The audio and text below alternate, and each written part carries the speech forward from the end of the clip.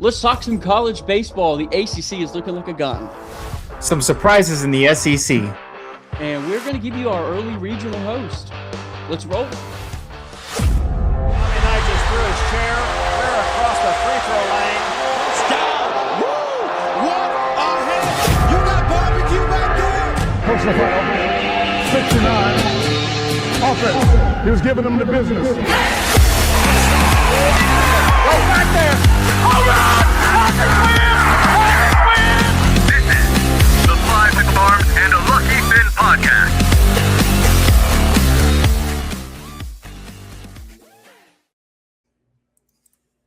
Ooh, welcome to the Five Arms and a Lucky Finn podcast. This is the Lucky Finn Innings Show. We're going to talk all college baseball.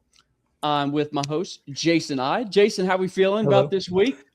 We're feeling really good. We love the matchups this weekend. I think some big key matchups that could maybe have some implications down the stretch. So looking forward to discussing it with you. Yeah, there were some pretty big games this week. Jesus, the ACC is looking like the toughest schedule I've ever seen. Just a lot of them were playing back-to-back. North Carolina State on its own, they've got a really tough schedule. So really even on the weekdays, even on the weekdays, schedule. we're seeing a lot of weekdays good schedules. Yeah, so Mm-hmm. but we love to see that. All right. So let's jump into it. Jason, we'll start off with our first game, as we were just mentioning. NC State played number 3 Georgia Tech this weekend. Georgia Tech takes the series. Really good. Georgia Tech, Saturday, whatever they were doing, their hitting-wise, the ball was just fine in the infield. It reminded me when LSU played UCLA in the College World Series, and UCLA was just getting those little dinky hits up in the infield. Yeah.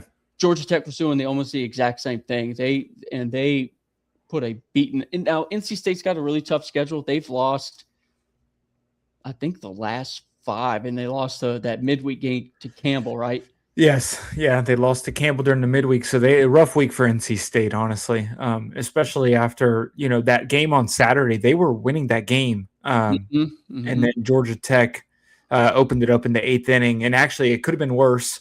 But luckily for NC State, the big highlight for the weekend, and I sent you that video, was Ty Head, the center fielder for NC State, made a big rob in the outfield to in the inning in the 8th to rob a 3-run home run. That kept it close, right? Because if they open it up with that, I mean, at that point you're looking at 9-4. I mean, at least they were still in the game at this point. That was a sick catch. And what was great about that catch is he hung out on the fence for a little bit. He before he caught it. Yeah. Before he even caught it. Yeah.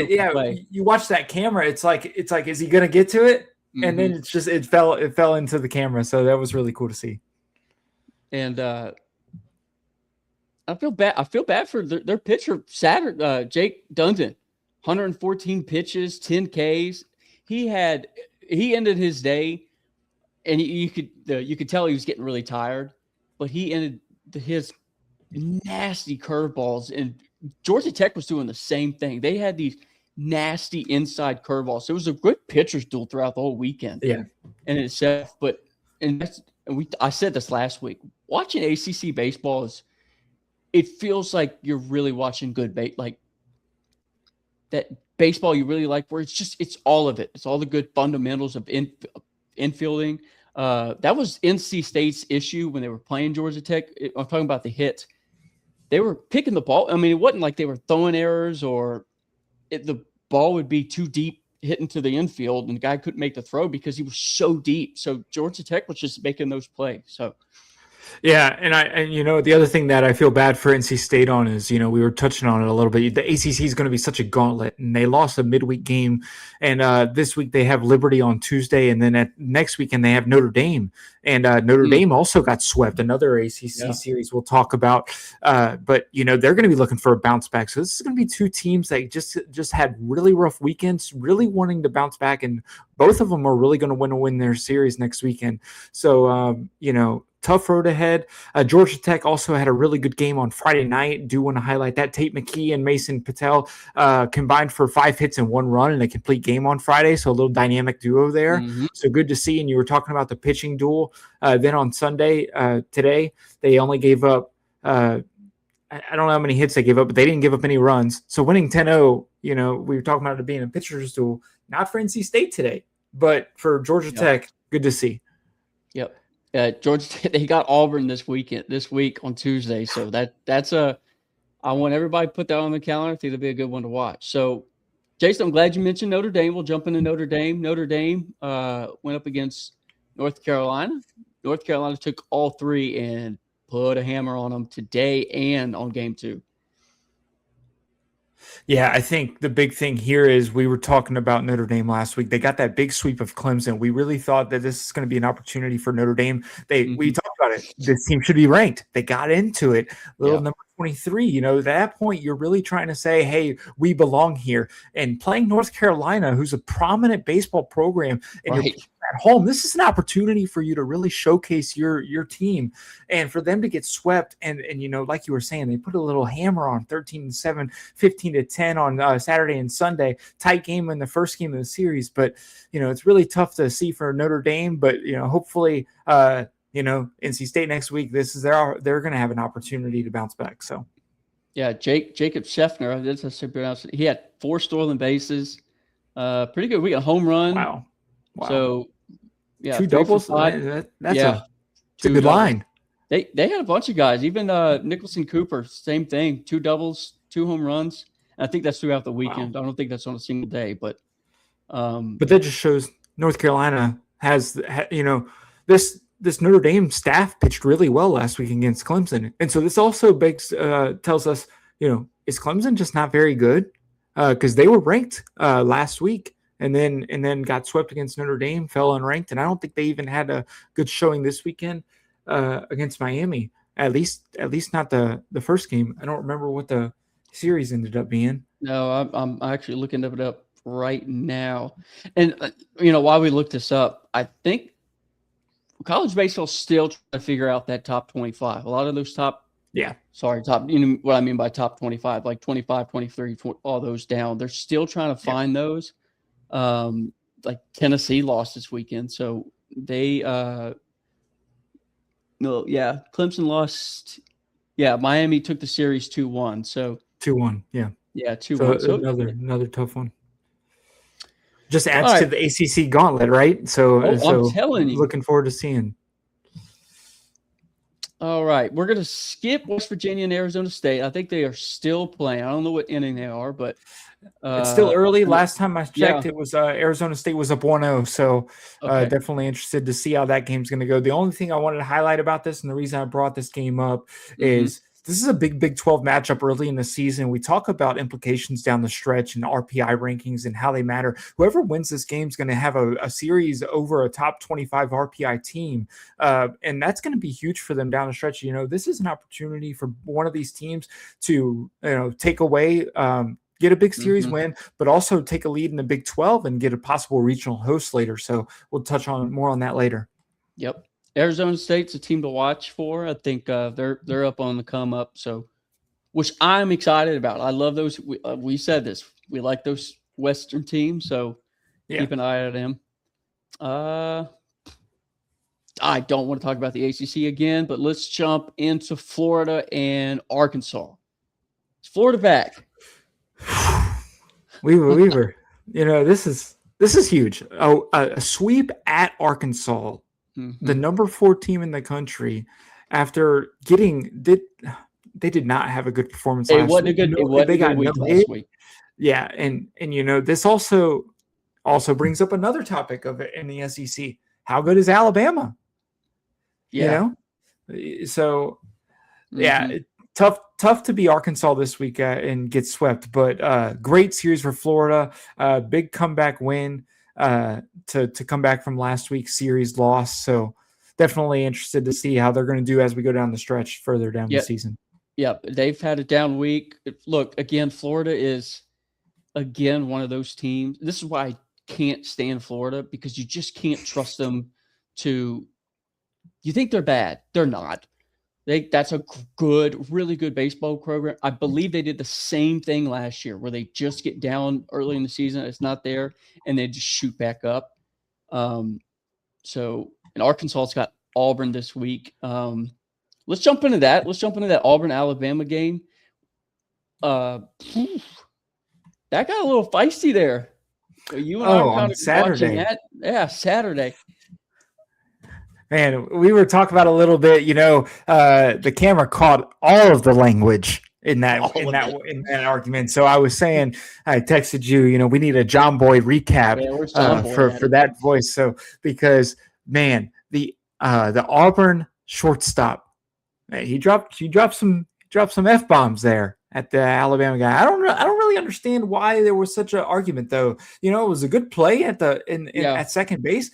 I don't understand if he said something to the Auburn guy first, and the Auburn guy retaliated. But to me, it looked like the Auburn shortstop said something first, and the Alabama guy was like, "Whoa, what are we talking about here?" And then the umpire stepped in. So yeah, I think it was retaliation for the inning before, because the shortstop, if he was a pass ball or a double, and he slid into second, and it was one of those weird plays where you're trying to go for the ball and you just happen to come down, and he just hit the guy's shoe. I think it was really innocent. I mean, it was just. That was where the guy got hit in the face. Yeah, that was the same guy. Yeah. It was. I believe it was the exact same guy. Oh, you recognize his face because it just. Yeah. And we talked about this because, from my point of view, trash talking and stare down in baseball is, like, to me, so stupid, because if karma was a sport, it would be baseball, because the next pitch, Alabama walked it off. And it's just like, I don't get the trash talk, because you miss a pitch, or, for instance, you miss your curveball, that ball is gone. Like, it is, like we say, game of inches. So I don't understand it, but this is why I feel bad. Auburn's pitching staff, I think, is top 5 in ERA. They got a great pitching staff. And maybe it's just their best that don't come. I mean, look, they held Alabama to three runs for 2 games. Yeah.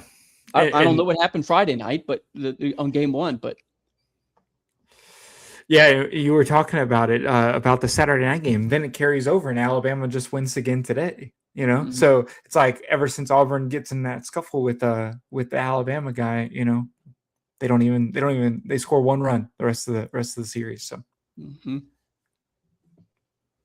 Sweet. All right, Jason, you got any other games you want to talk about? Maybe Texas jumping and pitching, or. Yeah, I know you didn't want to talk about too much ACC, but I do want to highlight Boston College real quick. They had a great series, big series win against Virginia, top 10 team, and this is another team where now we're going to be looking at Boston College's pitching staff. So Boston College, this is a tough way to lose. We talk about how important not allowing walks, giving free passes away is. Ooh. This is how Boston College lost the game on Sunday. They had 7 innings, 2 hits, no runs by the starter. Great starter. Then the reliever came in. I'm not even going to mention names because I don't want to put the guy down. But came in, gave up 3 walks to open up the 8th inning. Jesus. So now we're talking about bases loaded, and bring in a new pitcher, and the next pitcher 4 straight balls, gives up another walk, walks in a run. Now the game's tied. Then from there, there was a sac fly, another run comes in, and then a base hit, and then so you're talking about 1 hit in the 8th inning, 3 runs given up. All 3 runs were charged to the guy who walked all 3 of those batters. So it's really tough to see for Boston College, who had an outstanding game on Saturday, winning 17-0, and then winning the first game 5-3. To lose this game like this on Sunday after with an opportunity to get a sweep over a top 10 team is tough to see. But you still won the series, so this is something where they'll live and they learn, and they'll move on. So, yeah, they got Maine this week. and then they go to Chapel Hill. So they'll play That'd be huge. UNC. Almost said NC State. We've talked about them a lot, so I don't blame you. Yeah, we don't need to talk about NC State. So, but I'm excited about Boston College. Not a lot of people had them on the radar. So we'll keep them in check. Here's another one for you. Another series we talk about. We'll jump away from the ACC and SEC on this one. Army-Navy played this weekend. Something to highlight. So Army wins the series 2-1. I want to talk about Friday's night's game. So we're talking about situational baseball. A lot of times you say as an offense, hey, just put the ball in play. We don't like, you can't just wait for the perfect pitch. Sometimes you just have to put the ball in play and let the defense beat themselves. Yep. That's what happened on Friday night. So Army has a guy on second, ball's bunted, tries to throw to third to get the lead runner out. Ball goes by him and goes into the outfield. Guy comes in and scores the winning run. Army walks it off. So that's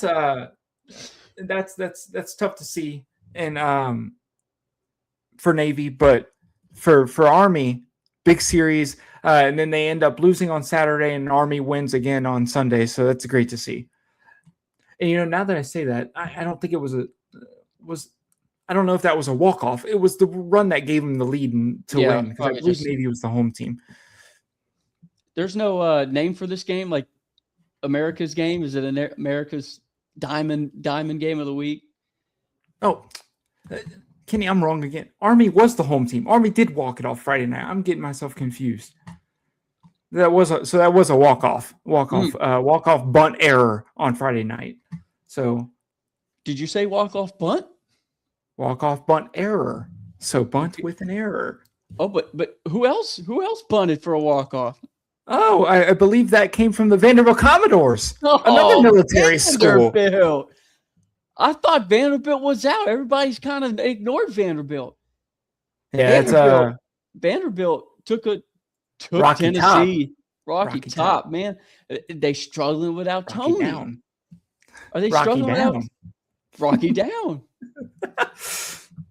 Man, Jesus, let me tell you.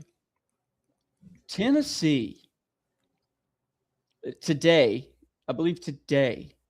No. That final game, that bunt game, walks. Another situation, right? Killed them.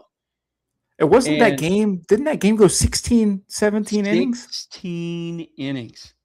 What was funny is because I was watching it and the screen was too little small and I could not see. And the announcers were talking about this is whatever the longest game they've been in. And I'm like, what are y'all talking about? That is the 10th. The number was so small in the little box. It looked like a 0. So it was the 16th. And just the walks, dude. That you'll see that all over college baseball, man. And it's funny. It's the first couple innings. It's the same. Like the pitcher's trying to get in it. Experience from LSU. Walk in a run. Blah blah blah. Then everybody settles in. Those last innings, everybody just starts walking. And they can't never find the strike zone. And then again, you bring in a guy and he walks the same thing. So, yeah, we touched on it last week about the bullpens. Bullpens are going to be clutch down the stretch, especially when we get to postseason play. So this is the opportunity for them to find out who's really going to be the guys you can rely on late in games. And these guys that are losing control of the ball and giving up walks. I mean, we saw it with the LSU-Kentucky game. We saw the Kentucky pitcher it was bases loaded with 2 outs, and you give a wild pitch, give up a run, and then you do another wild pitch on the next pitch. So 2 wild pitches in a row, 3 runs given up. The guy went from thinking he's going to have an opportunity to hit a grand slam to just turning over and the bases are empty. Yeah, three walk-offs for Vanderbilt. A single just a walk-off single. Saturday was a bases loaded bunt. And today they hit a grand slam. So and weren't they down going into the 9th on Sunday's game? It was 9-4, I believe. No. Today, I'm kidding. No, you can look. I have it as. Let me check real quick. Today's game was just a bunch of walks and hits. I mean, the whole series. While you look it up, so game 1, it was game 1 and 2 were just pitcher's duel. 14 strikeouts for Vanderbilt, 11 strikeouts for Tennessee. And then game 2, it was 16 for Vanderbilt, 18 for Tennessee. And I think I might have that flip-flop. But bats got hot on game 2. But just good series for Vanderbilt. They lost to Indiana during the week. And then last week, they lost the series to Mississippi State. So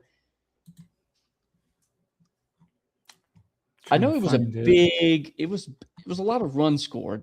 It was just too many walks, and then all those timely hitting kind of things. It just rolls in there. Kenny, let's see. Trying to find box scores and stuff sometimes with baseball games. Okay, so no, that's not. It wasn't 9-4. I'm sorry. So it was. That was today's game. It was 16 to 15. It was today. It was 16 to 10. 15-10 going into the bottom of the ninth inning. Jesus. After Tennessee scored 3 in the top of the ninth to make it 15-10. You're up 12-10, and then you give up 3 runs. You feel good 15-10. And as a team that just gave up those runs, that's a demoralizer. Sometimes you're thinking now, like, hey, is this too insurmountable for us to make a comeback? So it's good to see Vanderbilt have the mental strength to really stick with this one and get those 6 runs to walk it off in the 16-15. And we were talking about a little bit about we mentioned the LSU game, right? That you see Vanderbilt do what they did, and LSU, you're in the 8th inning and you get those extra runs. And you don't feel safe. You don't feel safe after seeing it. I know they didn't see what happened in the Vanderbilt game, right? They're in the middle of their game. But if somebody relayed that down, you're not. No lead is safe in baseball. As long as there is an opportunity for outs, you have a chance. Look, as we talk with pitchers, you really don't know. I mean, today let's talk about LSU. Chase Evans has been struggling. Gavin Guidry didn't have a good day today, but our bats came alive. I mean, we didn't think they were going to win the series over Kentucky, but they came through today. Good hitting. Which was part of the struggle, right? Every week in and out. We're not even sure which offense is going to show up. Yeah, LSU is a real confusing team right now. Sometimes the pitching shows up, sometimes it doesn't. Hitting's kind of coming around. Seth Dardar had a really good week. But Jason, let's talk about some pitching. I know we love talking pitching on here. Give us a little rundown of who you got on pitching. Yeah, first one we want to highlight this weekend is Brendan Garza for Ball State. A no-hitter. We had another no-hitter this week. This is the first Ball State no-hitter since 2019. And they sent the Ohio Bobcats down in order in 4 innings. So, this is huge game for Brendan Garza. It was a complete game, only 7 innings, but still counts as a no-hitter. No issue there. That just means your offense was helping you out, which, some pitchers would wish they could get that. So only 2 walks, 7 strikeouts, and 2 hit by pitches. 96 on the pitch count, not bad for 7 innings. We always talk about pitch count. I do want to highlight the reason the way we kind of look at and calibrate a pitch count is 12 pitches per inning is really a good point to be at. That's kind of your. Anything below 12, you're in a great spot. Anything above 12, you start to wonder, like, hey, you're taxing the arm a little bit more. So 96 pitches, it's a little over the 84 mark that you would expect for 7 innings on 12 pitch count, but nothing to complain about there. One of the other ones that's big on here is Ruger Riojas. Riojas. Oh, hold on. Ruger, do it for us. Ruger Riojas. Okay. Oh, you're wrong. He's got us. He's got us. He had a complete game, 7-inning game 2 against Oklahoma. The big thing here is rivalry game, opening night of the series. So Friday nights, you're getting the best of everybody's game. And this wasn't a Friday night; it was a Thursday night. But opening night of the game, you give up 6 hits, 2 walks, 8 strikeouts, 105 on the pitch count. So a little high there on the pitch count, but nothing to complain about completely.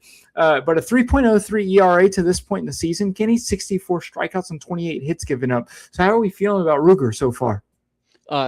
Good. Really good. He looks good on the mound.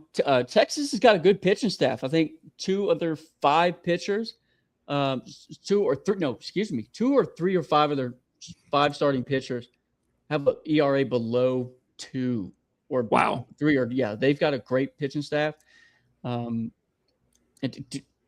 He had a nasty curveball too. Some of these dudes got nasty pitches, really nasty pitches. And Oklahoma, man, they were 8th. I don't find them in the top 15 at least. I mean, and it doesn't look good for a lot of teams that played them LSU wise. Yeah.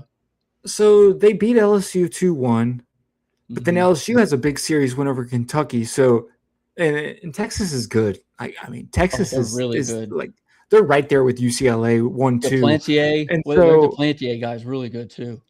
Yeah, so this is a tough series for OU, but we'll see them bounce back hopefully.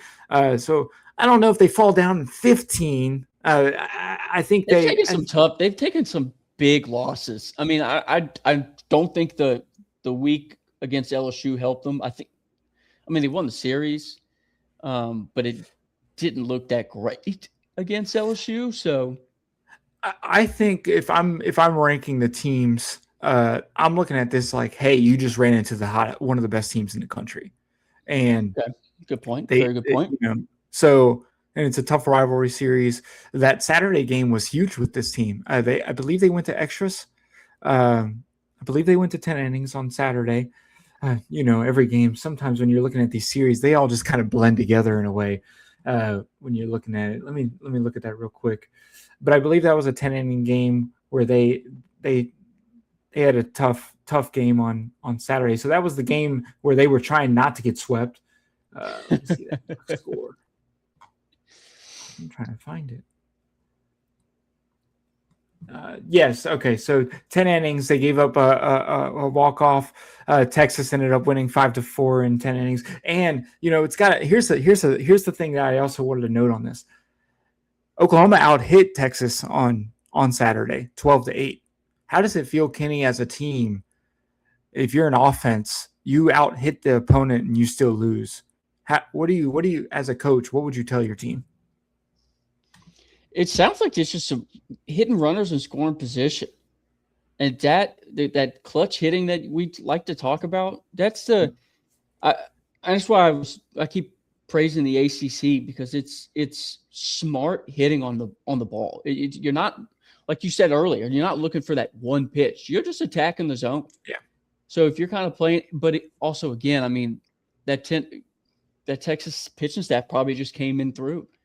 And sometimes you just don't get lucky. LSU's had a couple times where we're hitting the ball really well, but the stupid outfielders out there making incredible plays. So it just doesn't come through. And also you got to, your pitching staff's got to help out too. So it's tough. Yeah. As a coach, definitely. and as a coach, I'm surprised a lot of coaches don't switch up gameplay, a little small ball here and there to kind of fool it up, but yeah, I agree. One of the other pitching performances that I wanted to highlight was a one-hitter against Western Kentucky on Friday night from Ryan Peterson of Sam Houston. A one-hitter, complete game shutout, 6 strikeouts, 2 hit by pitches, 4 walks. So a little high on the pitch count, 111. But hey, a one-hitter nonetheless. We love to see that. So.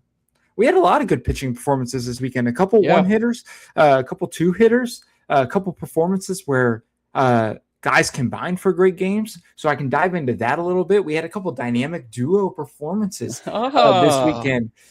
So I do want to highlight a smaller conference. Central Arkansas, Denver Hamilton, and Hunter Alexander combined for 2 hits and 1 walk, 14 strikeouts and 1 hit by pitch on 132 pitches against Austin Peay on Saturday. So that's a big one. A couple other ones.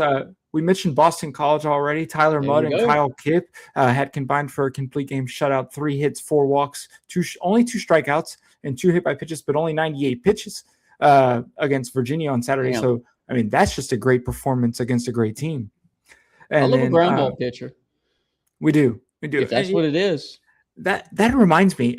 I didn't get to talk about it last week, but there was a guy I saw his line, and I'd have to go back and see who it was. But no. All of his outs were It was a complete game, all strikeouts and ground outs, not a single fly out. I'm gonna go find it and I'll get it to you so we can post a little I love those graphic of it. So Yeah, I'm going to go find that one. But then an honorable mention from Sunday's games, a 3-pitcher performance. I think it's Bradley Zayak is what I'm going to go with. That's a cool name. Zayak. Brandon Dahlman and Caleb Smith from Liberty combined for a 1-hitter on Sunday against FIU with only 2 walks and 1 hit by pitch on 11 strikeouts and 100 pitches. So, Kenny, when you have a performance where multiple pitchers are coming in and it's not just one guy, right? At this point, you're saying we had our starter and our bullpen perform really well. Do you think that that's just an opportunity against a team that's struggling at the bats? Or do you think this is an opportunity to go to look at your team and say, hey, these are bullpen guys we can rely on later on? It's 100% bullpen guys. I mean, it just watching all of these games and looking at the stat line, you have to have a pitcher that is going to come in and be able to pick up the next guy. Yeah. Because you walk one guy, you probably are putting yourself in a situation you do not want to get in. So find your guys in that bullpen. Find the guys you can just bring in for a bat or two just to get these outs and call Sometimes it a day. that's what it takes. Yeah. And I think what's going to be important to those mid-majors, and we'll talk about those mid-majors, the mid-majors that find those pitchers to kind of be able to come through, because you need those pitchers to really stick through before we jump into our early regional hosts. So, yeah, Kenny, and speaking of the mid-majors, why don't you start us off? What are some of the mid-majors you wanted to highlight this week? Let's talk about Big South. Winthrop, 21-7, 6-0 in the Big South. They've won 11 of their last 12. They've had a perfect week, 4-0. And 3 of the 7 losses, and they got swept by Auburn, it's Auburn. But I think Winthrop's a good little team. Again, that's in that South Carolina, North Carolina region. So, I'd love to keep an eye out for them.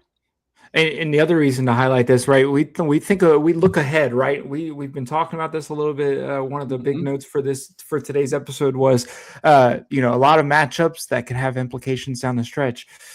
Winthrop has an opportunity to win the Big South, and we both know baseball is one of those, when they do regionals, they do try and actually stick teams regionally. For teams. So this is an opportunity. Could we see Winthrop win the Big South, get a 4 seed, and go back to Auburn in the regional? If Auburn ends up winning a regional, getting the regional host, could we see a revenge game possibly from Winthrop? So that'll be cool to see. We got to talk about our favorite team. Let's talk about the team we're hot on. You're right. We are. Let's talk about those Camels. How about those Fighting Camels? The Fighting Camels. Don't forget about the Fighting Camels. Oh, they fight. Campbell had another 4-0 week, a midweek win we mentioned earlier against NC State, 7-2, a series sweep of College of Charleston over the weekend. And here's the big one, Kenny. Talk about the ACC. They have faced Duke and NC State back-to-back weeks, midweek, and won both of them. They have another opportunity upcoming against North Carolina. So we talk about North Carolina with the sweep against Notre Dame. So this is an opportunity for Campbell to continue to show, because we could say, this is an opportunity for a team to show that they can play with the big boys. No, they've already shown that. This is just another test for this Campbell team. So what do you expect to see from them against North Carolina? I think they'll get a dub. I think we see those midweek games they feel a little more relaxed. They're throwing guys that they want to. And I mean, they're on a 9-game winning streak. I'm looking to see who they else got. I feel like they got more ACC teams. Well, they got a midweek versus East Carolina. That's. I was going to say that'll be a big one. East Carolina is a good program as well. But they got a good chance. I see them having a good time, having somewhere in North Carolina. Maybe they're in the North Carolina regional if North Carolina holds those. And can we see the Fighting Camels get a 3 seed? They don't have to be a 4 seed. 100%. They don't have to be a 4 seed. So that would be really cool, because then they could really beat up on a 2 seed, get an opportunity to go to a 1-0 matchup. I mean, that's a big opportunity for this team, and they've already shown they can play with the big boys. So if you go to a 1-0 game against a team like North Carolina, Yep. that's an opportunity to steal a regional.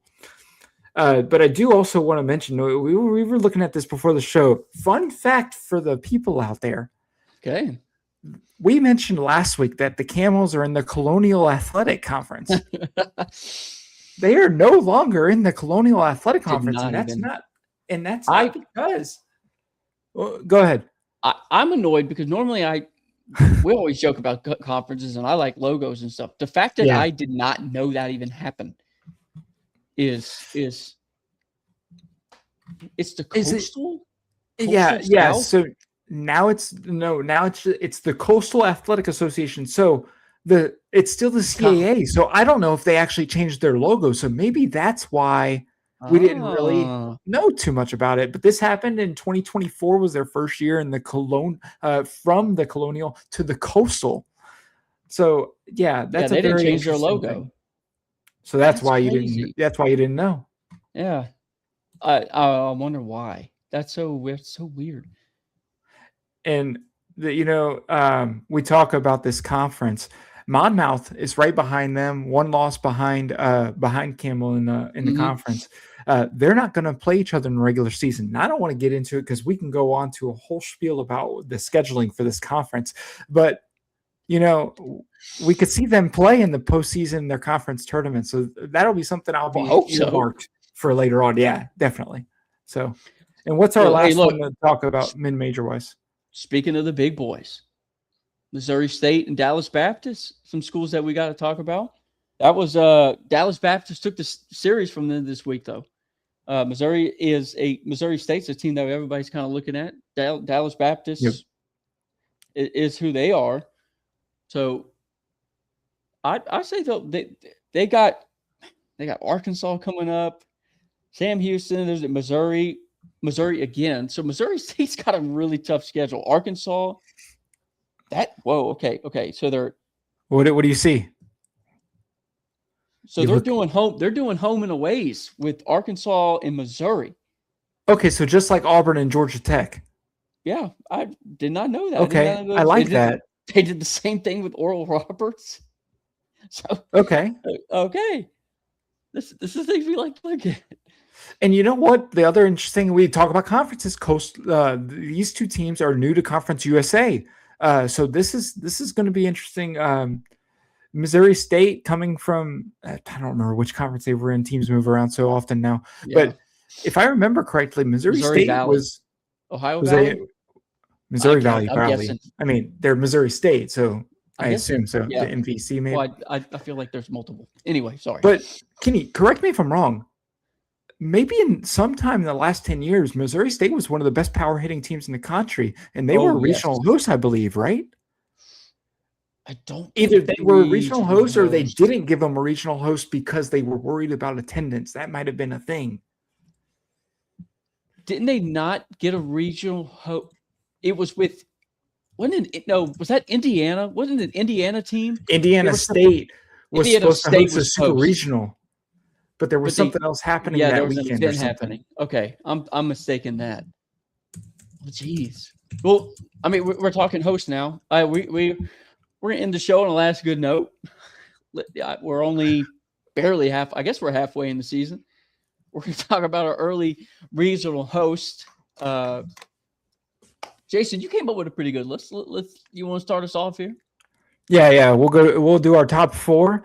UCLA, Texas, Georgia Tech, and Mississippi State. So this week, UCLA and Texas are right there 1-2. I don't really think there's a separator between the two teams right now, and they're both in the only weird thing is, right, in the past, Pac-12 baseball was a really good conference.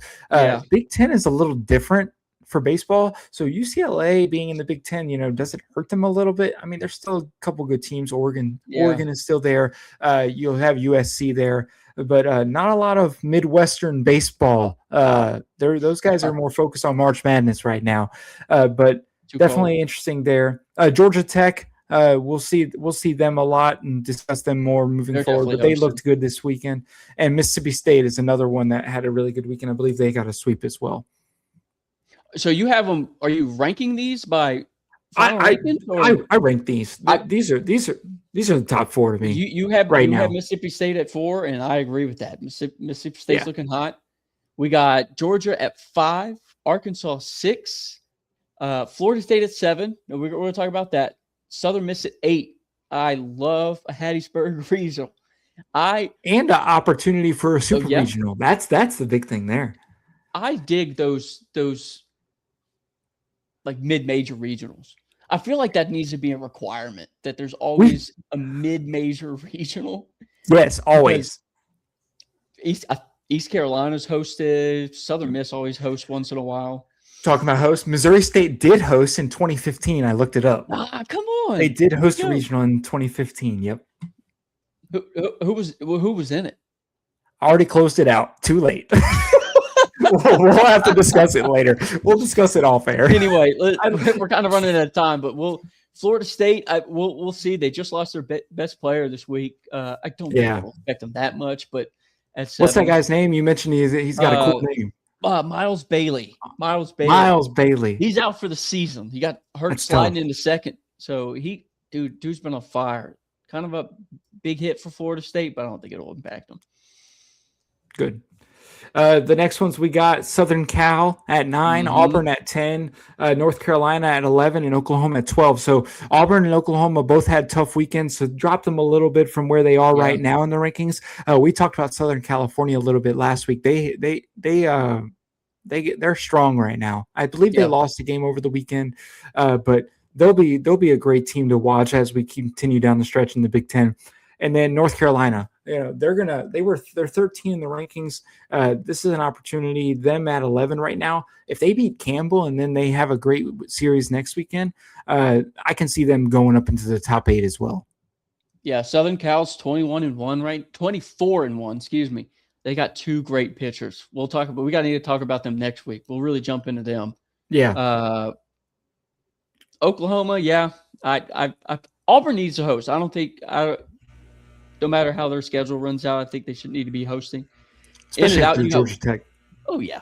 Ended out, we got West Virginia, Coastal Carolina, and Oregon State. So the interesting thing here. Yeah. Thing here is that we got another mid-major, Coastal, but then you have the independent Oregon State. What do you think about that? Feel bad for Oregon State because I feel like they're on the back of everyone's radar because they're independent and they're just kind of forgotten out there. Yeah. And I feel like they will get that regional because you know how they love to kind of stick everybody over there. Maybe that might be Oregon's regional if Oregon kind of keeps it up and hosts. It's possible. Oregon kind of struggled a little bit versus UC Santa Barbara this week, but not that big of a deal. But these last 4, I think they'll flip-flop. We'll see a lot of flip-flopping when people try to figure out this like last 15. So yeah, and we also, when we think about West Virginia being there at 13, this is also assuming that they get the series win against Arizona State. If Arizona State ends up winning the series, I can see Arizona State flipping into this. But this is me going off a predictor, thinking West Virginia might win today's game. And then Virginia losing that series to Boston College, so that drops them a little bit. But I can still see them being in that gauntlet of the ACC and getting in there. Either West Virginia, was it a few years back or last year, they lost their regional A&M off of a grand slam, I believe. So hopefully they're back hosting a regional. It wasn't last year. Last year they came to LSU, remember? Oh, yeah, they sure did. Oh, my goodness. We put a beat. But that was the super regional. Jeez. They did win that regional last year. So it must have been a couple years ago because supers. I'm still replaying that in my head, but we're always replaying stuff. Yeah. All right, Jason. I feel like that's it. You got anything else?